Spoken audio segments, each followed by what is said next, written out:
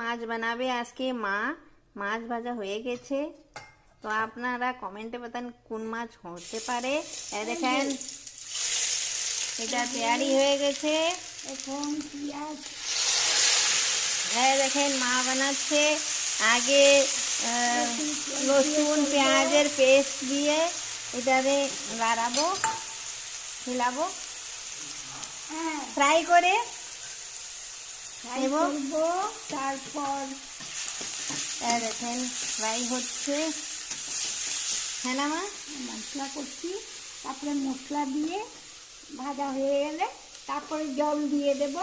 তারপর উতলালে ওই একটুখানি উতলিয়ে হয়ে গেলে তারপরে মাছ ছেড়ে দেব।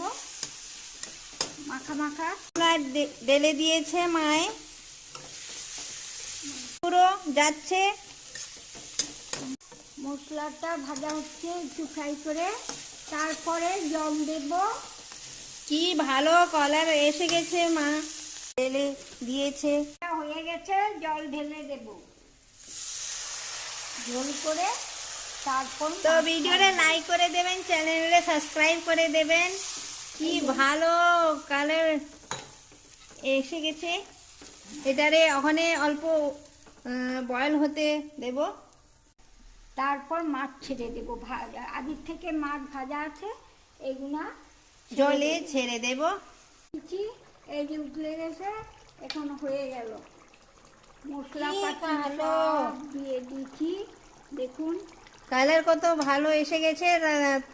তো রেডি হয়ে গেছে, এই যে মাছের ঝোল হয়ে গেছে।